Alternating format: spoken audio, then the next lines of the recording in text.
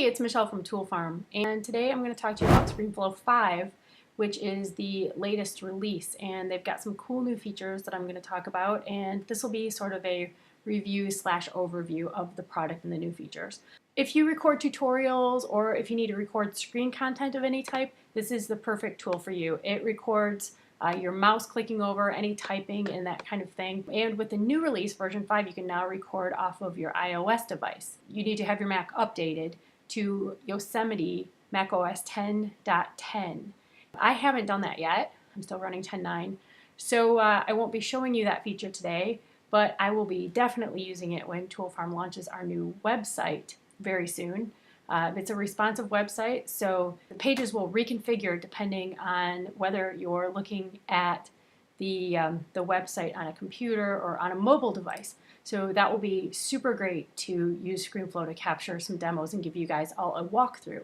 Another thing about the iOS feature in ScreenFlow 5 is that you need to have one of these lightning connectors for your iOS device. If you have the old school one, it's not going to work. You need one of these.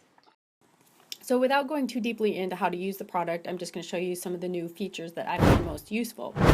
The recording monitor lets me know how long I've been recording.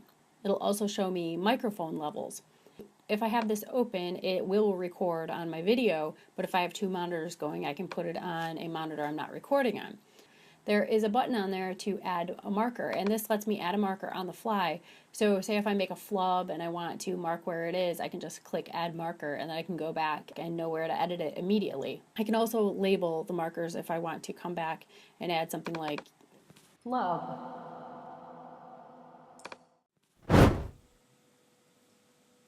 So I'm going to show you how I can add a video action to this text. If I want to add it multiple times, I used to have to set it up over and over or copy and paste the action.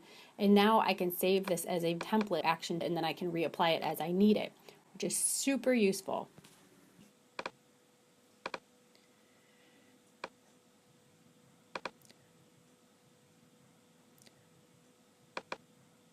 It really speeds up workflow.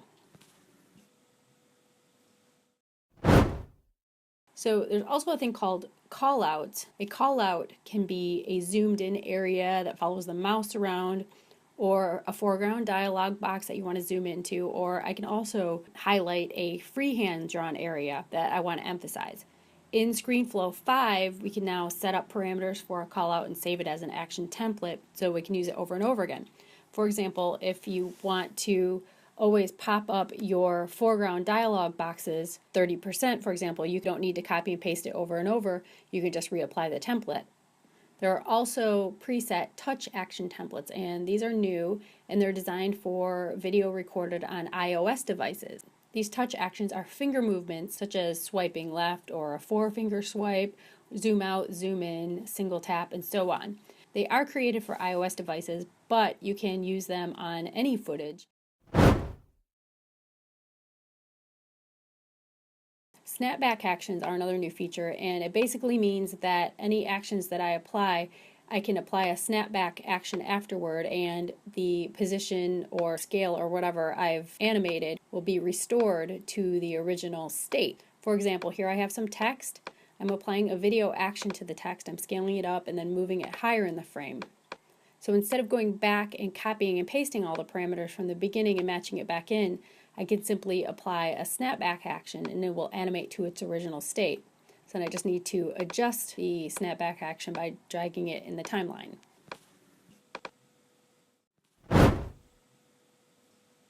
Color labels are a great new feature in ScreenFlow 5. I tend to edit out a ton of stuff. I'll edit out a half second here and there of little errors or blips, so I end up with tons of short clips. By color coding them, I keep everything neat and tidy. To apply these color labels, just select the clips and then right click and then just select the color of the label you want to use.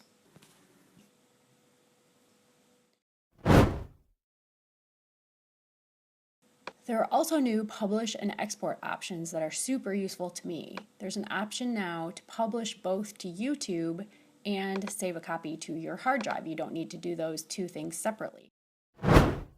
Batch exporting is a great new feature. It's perfect for exporting overnight or while your machine is unattended. You just go go to Files, Batch Export. Then on the left, click the little plus to add projects to the queue, and they'll all export with the same settings. A feature I use in After Effects all the time, which is now in ScreenFlow 5, is the option to remove unused media. So this will slim down your projects and save you some space, and it just removes all the junk you don't need. It's under the gear icon under Media Library on the right-hand side of your screen. So to wrap this all up, those are my favorite new features of ScreenFlow 5. ScreenFlow 5 is an essential, indispensable tool if you do any screen capture work, and I highly recommend it.